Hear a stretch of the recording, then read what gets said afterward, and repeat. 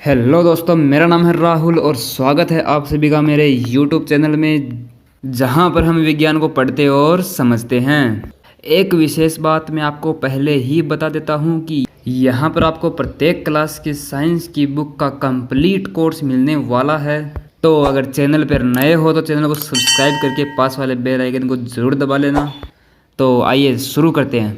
Hello दोस्तों, स्वागत है आप सभी का अपने YouTube चैनल में, जहां पर हम पढ़ रहे हैं क्लास 10 की साइंस में चैप्टर नंबर 2, जिसका नाम है मानव तंत्र। जी हाँ, ह्यूमन सिस्टम के बारे में हम पढ़ने वाले हैं। मानव तंत्र के बारे में पढ़ेंगे, मतलब मानव जो होता है हमारे शरीर के, मानव शरीर के अंदर विभिन्न प्रकार के तंत्र पाए जाते हैं, विभिन्न प्रकार के सिस्टम पाए जाते हैं, और वो सिस्टम किस प्रकार से काम करते हैं उनके बारे में हम देखने वाले हैं यहाँ पर। तो दोस्तों, ये जो मानव संरचना है ये एक बहुत ही छोटी सूक्ष्म इकाई से मिलकर बनी हुई है, और उस इकाई का नाम आपने छोटी कक्षाओं में पढ़ा होगा कि मानव शरीर है वो कोशिकाओं से मिलकर बना होता है। इसका मतलब क्या हो गया कि मानव की सबसे छोटी इकाई, मानव शरीर की सबसे छोटी इकाई क्या है? कोशिका है। मानव शरीर की सबसे छोटी इकाई क्या है? कोशिका है। अब ये कोशिका क्या होती है? आप बोलोगे कि सर कोशिका के बारे में बताओ हमें। तो कोशिका के बारे में बताते हैं कि कोशिका जो होती है ये हमारे शरीर की सबसे छोटी संरचनात्मक और क्रियात्मक इकाई होती है। संरचनात्मक और क्रियात्मक इकाई होती है। चलो लिख लेता हूँ। तो दोस्तों, ये हो गई परिभाषा, मतलब कि शरीर की सबसे छोटी संरचनात्मक और क्रियात्मक इकाई। क्या मतलब हुआ इसका? संरचनात्मक मतलब जो हमारा पूरा शरीर है उसकी जो संरचना है वो संरचना किससे मिलकर बनी हुई है? वो संरचना बनी है इस कोशिका से मिलकर बनी है। बहुत सारी कोशिकाएं मिलने से हमारे शरीर का निर्माण होता है।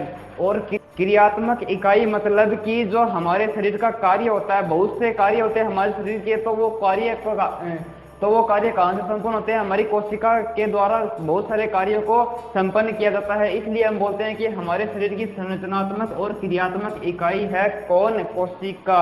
अब जो ये कोशिका होती है इससे पूरा शरीर कैसे बनता है भाई? ये बात भी बहुत इंटरेस्टिंग है। तो मतलब हम बता दें कि जो कोशिका होती है, कोशिका, बहुत सारी कोशिकाएं मिलकर ना क्या बनाती हैं? उत्तक बनाती हैं। क्या बनाती हैं? उत्तक बनाती हैं। अब देखो, इसको इस तरीके से समझो आप कि जैसे हमें कोई बिल्डिंग बनाते हैं, बड़ी बिल्डिंग बनाते हैं, तो जो वो बिल्डिंग होती है वो किससे मिलकर बनी होती है? ईंटों से मिलकर बनी होती है। और ईंट किससे मिलकर बनी होती है? जो ईंट होती है वो बनी होती है बारीक मिट्टी के कणों से, छोटे छोटे मिट्टी के कणों से मिलकर बनी होती है। इसका मतलब क्या हो गया? जो वो बिल्डिंग बनी है, बड़ी सी बिल्डिंग बनी है, वो किसके द्वारा बनी है? वो एक सूक्ष्म कणों से मिलकर बनी है, मिट्टी के सूक्ष्म कणों से मिलकर बनी है। मतलब मिट्टी से ईंट बनी और ईंट को जोड़ जोड़ के हमने क्या बना दी? पूरी बिल्डिंग बना दी। ठीक है, तो इसी प्रकार से हमारे शरीर का निर्माण हुआ है। हमारी शरीर भी एक बिल्डिंग है ना? तो उस बिल्डिंग में मिट्टी का कण क्या है? अपने कोशिका है ना? कोशिका। अभी देखो, ये कोशिका होती है ना, बहुत सारी एक समान काम करने वाली कोशिका ना, उन हमारे शरीर में बहुत सारी अलग अलग प्रकार की कोशिकाएं होती हैं। आगे पढ़ेंगे, बताऊंगा मैं आपको। तो हमारे शरीर में कोशिकाएं होती हैं, वो अलग अलग काम करती हैं। तो जो कोशिकाएं एक जैसा काम करती हैं, है ना, एक जैसा काम करती हैं, तो वो कोशिकाएं आपस में मिल करके एक संरचना का निर्माण करती हैं। तो उस संरचना को अपन क्या बोल देते हैं? उत्तक बोल देते हैं, है ना? उत्तक जैसे अपने शरीर में क्या होती हैं? पेशियां होती है ना, पेशी, है ना? तो उत्तक, पेशी, पेशी है ना, पेशी, ये उत्तक का ही उदाहरण है। और जो अस्थि होती है वो भी क्या है? एक प्रकार का उत्तक है ना?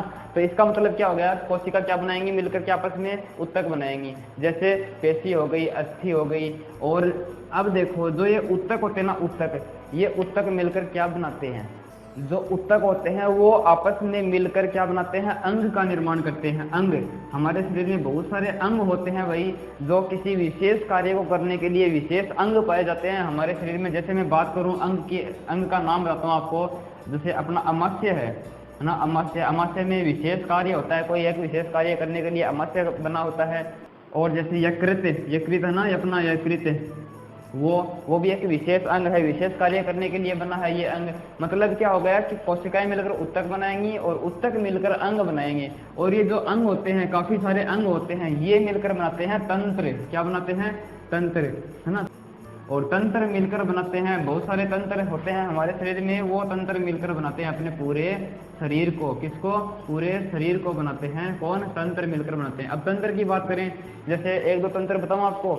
जैसे अपना होता है श्वसन तंत्र, श्वसन तंत्र मतलब श्वसन तंत्र की अगर हम बात करें तो श्वसन तंत्र में क्या होता है, हमारे शरीर के अंदर ऑक्सीजन को ग्रहण करना और जो वेस्ट प्रोडक्ट है कार्बन डाइऑक्साइड उसको शरीर से बाहर निकालने का काम जो करता है उसको श्वसन तंत्र बोलते हैं। और बात करें जैसे पाचन तंत्र होता है, पाचन तंत्र का मतलब क्या हो गया कि जो हम भोजन करते हैं उसको ग्रहण करना और उसको उस भोजन से हमारे शरीर को ऊर्जा प्रदान करना, मतलब उस भोजन का पाचन करना, उससे पोषक तत्वों को अवशोषित करने का काम जो करता है उसको हम पाचन तंत्र बोल देते हैं। जो हम भोजन करते हैं उससे अपने पोषक तत्व प्राप्त होते हैं, भाई भोजन में पोषक तत्व होते हैं, उनको ग्रहण करने का काम कौन करता है, पाचन तंत्र करता है। और भी बहुत सारे तंत्र होते हैं जैसे उत्सर्जन तंत्र है ना, और हो गए अपने जनन तंत्र, बहुत सारे तंत्र होते हैं। इस प्रकार से सारे तंत्र होते हैं, बहुत सारे तंत्र मिलकर के उत्सर्जन, पाचन, श्वसन है ना, ये सारे तंत्र मिलकर के अस्थि तंत्र भी होता है। तो ये सारे तंत्र मिलकर के क्या बनाते हैं, शरीर का, अपने पूरे शरीर का, बॉडी का निर्माण कर देते हैं। तो ठीक है दोस्तों, तो आइए दोस्तों सबसे पहले देख लेते हैं हम पाचन तंत्र के बारे में। पाचन तंत्र क्या होता है कि जो भोजन हम जो भोजन करते हैं उस भोजन को जो ऊर्जा के रूप में बदलते हैं, उस भोजन से हमें ऊर्जा प्राप्त होती है। तो वो उस भोजन में क्या होते हैं, जटिल पदार्थ होते हैं, जटिल कार्बनिक पदार्थ होते हैं, उनको सरल कार्बनिक पदार्थों में बदलने के लिए ये पाचन तंत्र होता है। इसमें सरल कार्बनिक पदार्थों में उस भोजन को बदल दिया जाता है।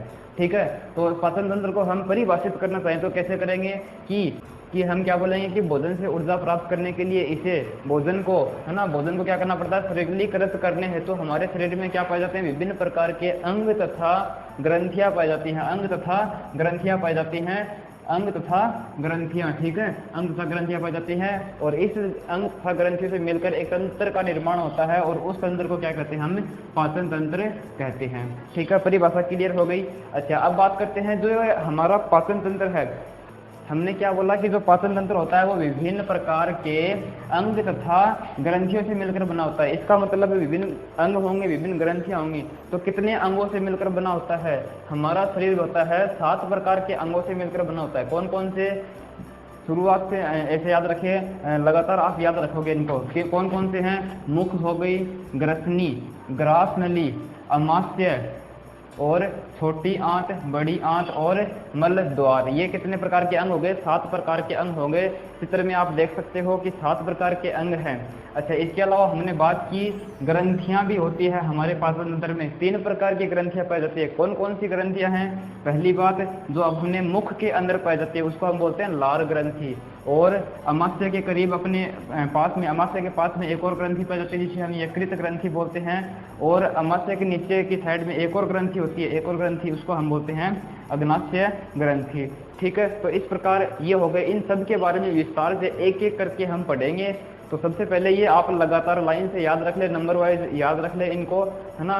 7 तो क्या पाए जाते हैं अंग और 3 प्रकार की अपने शरीर पाचन तंत्र के अंदर ग्रंथियां पाई जाती हैं। ठीक है, अच्छा अब बात करते हैं जो अपनी आहार नाल होती है, अपने आहार नाल है ना, इसकी पूरी आहार नाल होती है। इस यहाँ से शुरुआत से लेकर अपने मल द्वार तक जो आहार नाल होती है उसकी लंबाई कितनी होती है, 8 से लेकर के 10 मीटर तक इसकी लंबाई हो सकती है। और इसमें सबसे लंबा भाग कौन सा होता है, लंबा भाग होता है सबसे, ये जो छोटी आंत होती है ये सबसे लंबा भाग होता है। इसको छोटी आंत क्यों बोलते हैं, क्योंकि इसकी जो मोटाई है वो पतली होती है, इसलिए इसको छोटी आंत बोलते हैं। ठीक है, जैसे लंबाई तो इसकी सबसे ज़्यादा होती है लेकिन ये पतली होने के कारण इसको छोटी आंत बोलते हैं। ठीक है, अब जो अपने जो आहार नाल होता है ना, आहार नाल होती है, ये जो मैंने बात की, आहार नाल के कार्य क्या होते हैं, ये आहार नाल के कार्य होते हैं कि सबसे पहली बात जो हम भोजन करते हैं ये जटिल होता है, मैंने बताया, तो इसको सरलीकृत करने का काम कौन करता है, ये आहार नाल करती है। ये पहला काम हो गया। दूसरा कार्य इसका ये हो जाएगा कि जो हम भोजन करते हैं उसका पाचन होता है। पाचन होने के बाद में उस पचित भोजन का अवशोषण करता है, हमारे शरीर में उसको अवशोषण करते हैं, मतलब ऊर्जा के रूप में उसको काम में लेने के लिए उसको अवशोषित कर लेता है पचित भोजन को। तीसरा कार्य इसका ये हो जाएगा कि हम जो आहार करते हैं, ग्रहण करते हैं, उस आहार को मुख से लेकर के मल द्वार तक पहुँचाने का काम कौन करती है, यही नाल करती है, आहार नाल कार्य करती है। ये सारा काम आहार नाल करती है। तो ठीक है दोस्तों, ये हो गए अपने कार्य। हमने देखा पाचन तंत्र के बारे में। पाचन तंत्र के बारे में हमें अब विस्तार से, है ना, अब विस्तार से इन सब के बारे में अध्ययन करेंगे। तो मिलते हैं अगले वीडियो में। आशा करता हूँ ये वीडियो आपको अच्छा लगा होगा। इस वीडियो में हम इतना ही रखेंगे, छोटा पार्ट। अगला वीडियो थोड़ा बड़ा होने वाला है। तो मिलते हैं अगले वीडियो में। अगर ये वीडियो आपको अच्छा लगा है, कुछ नया सीखने को मिला है तो वीडियो को लाइक करके चैनल को सब्सक्राइब कर लीजिए और पास वाले बेल आइकन को जरूर दबा लीजिए ताकि अगले वीडियो का नोटिफिकेशन मिले आपको सबसे पहले। धन्यवाद।